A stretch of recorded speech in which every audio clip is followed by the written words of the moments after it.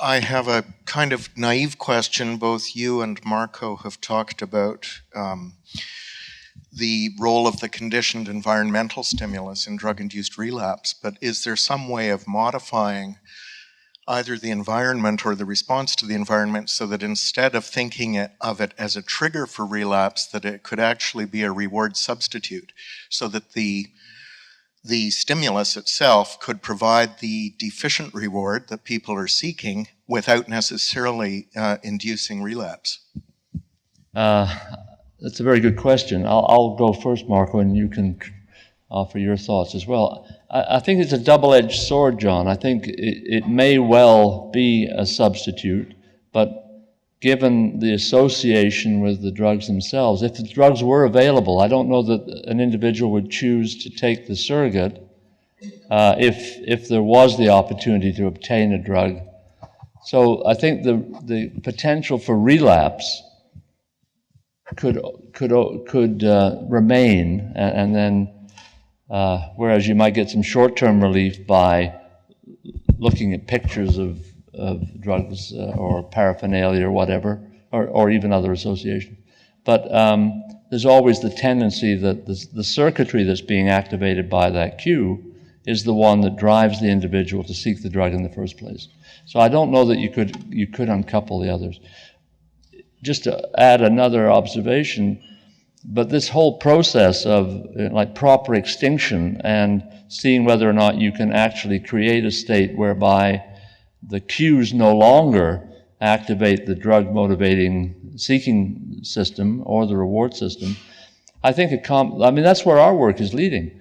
When we give this interference peptide, we call it, that blocks long-term depression of synaptic activity, when we give that in the context of giving a drug in a particular environment, and then later on we present that environment, it has no effect whatsoever. It actually breaks the association that's formed at the level of the synapse, and thereby perhaps might offer relief later on. So maybe a combination of behavioral extinction therapy or some other intervention that's effective, coupled with a drug which can loosen up the formed associations might give us an approach.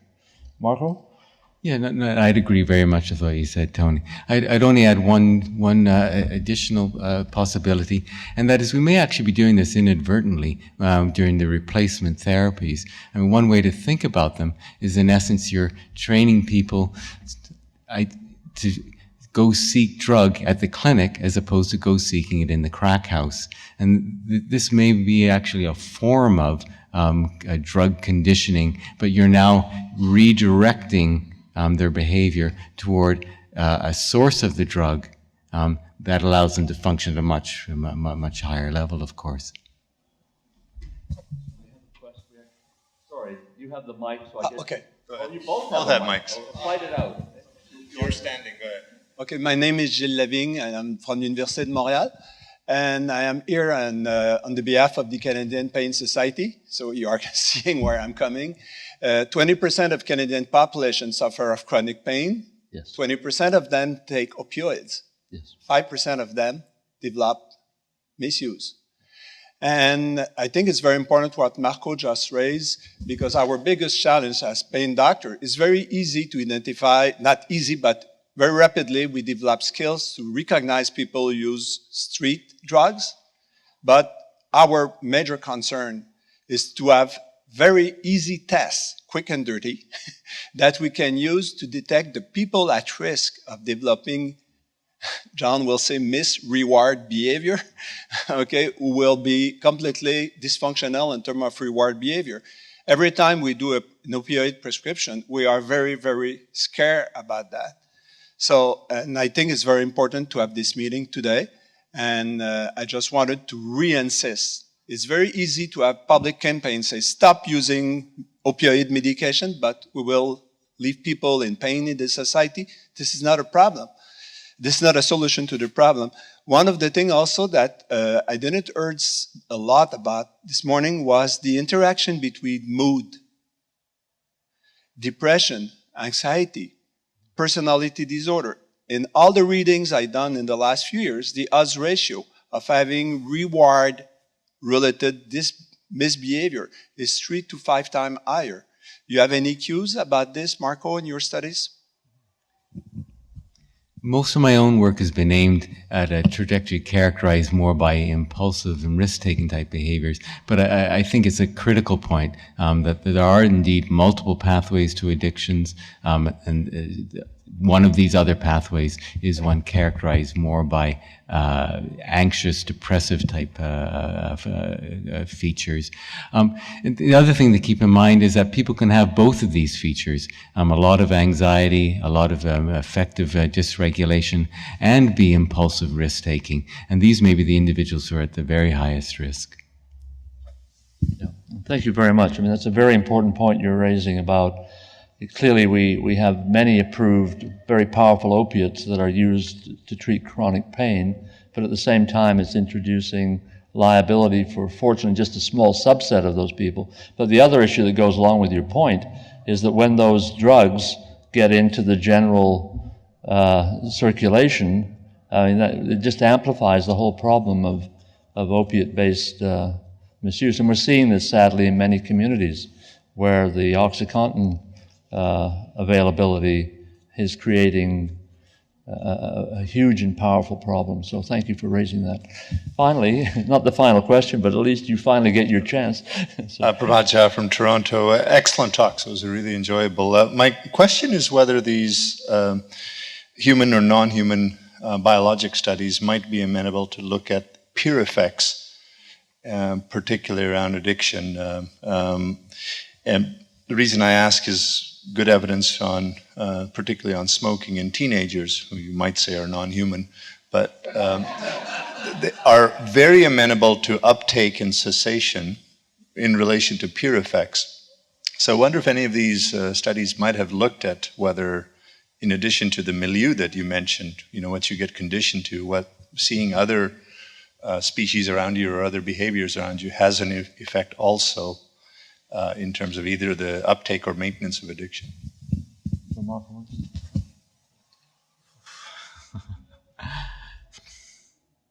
I don't know how to answer that.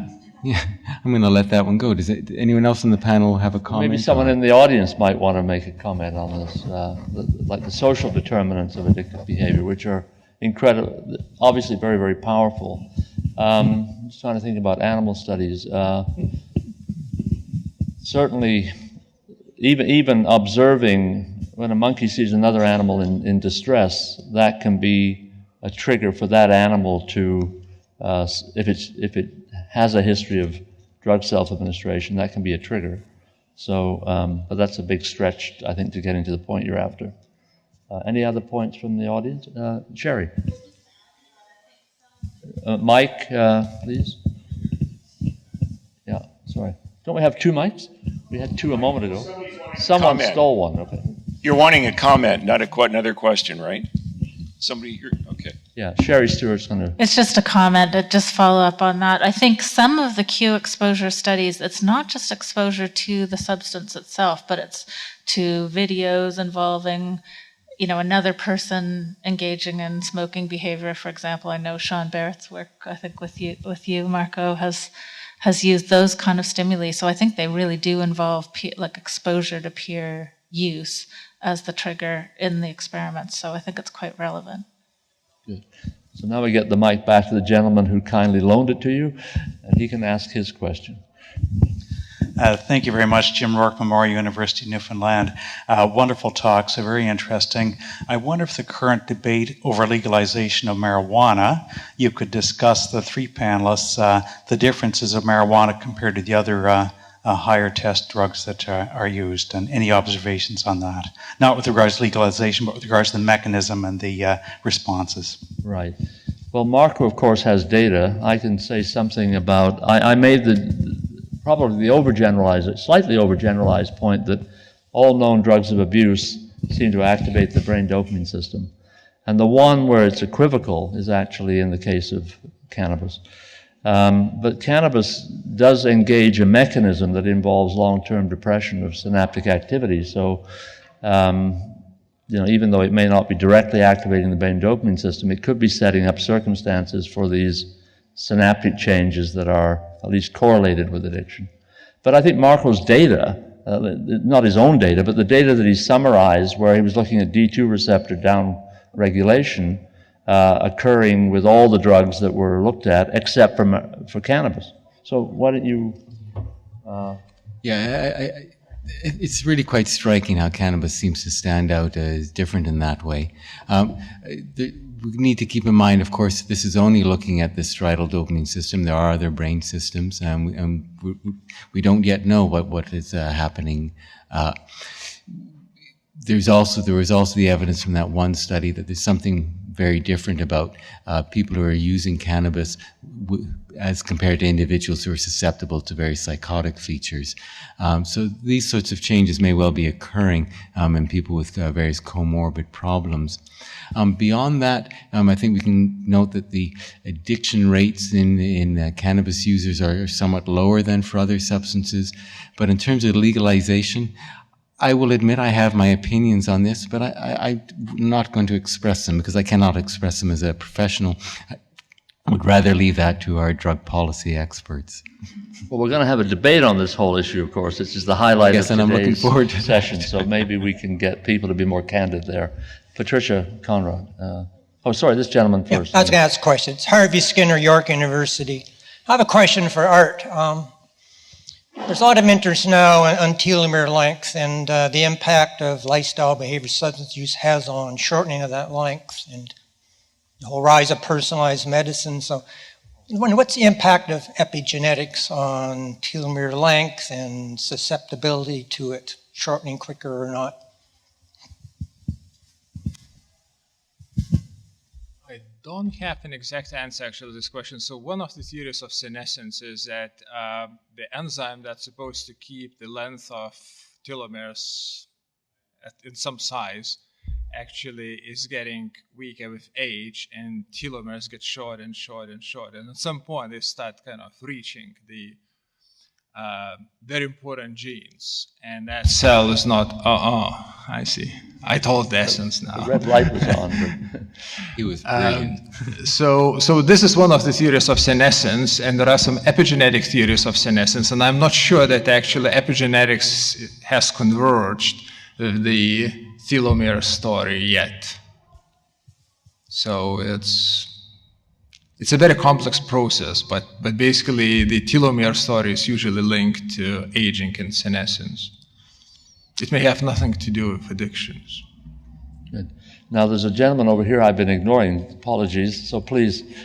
Roy Cameron, the University of Waterloo and Homewood Research Institute. It's the problem of the two mics in the room, I think. That's right. I've thought these talks were fantastic, and where my mind went was social policy implications, if any, that you see emerging from this. I mean, if cues are important, what are the implications for social policy, social custom? Would you care to speculate or comment? Marco, do you want to go first, or would you like me to be the Well, I'll at least start anyway.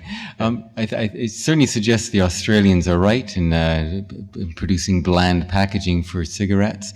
There's, of course, similar movements here in Canada where cigarettes are now hidden as opposed to in the stores themselves. And in terms of advertising policies, I think it clearly has implications for that.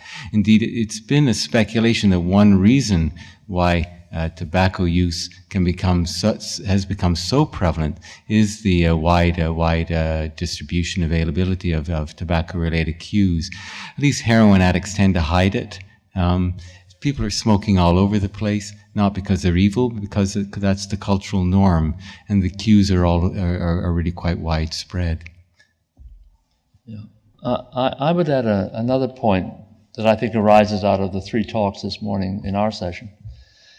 And that is that, to me, it's incontrovertible that the addiction is arising in part from changes in brain structure and function. That some of those changes might predate the move to an addictive lifestyle. That this is not simply a moral dilemma that we're dealing with. It should be approached like any other medical condition where there is not exclusively, but there's an underlying biological basis that's continuously interacting with the social environment to maintain that state.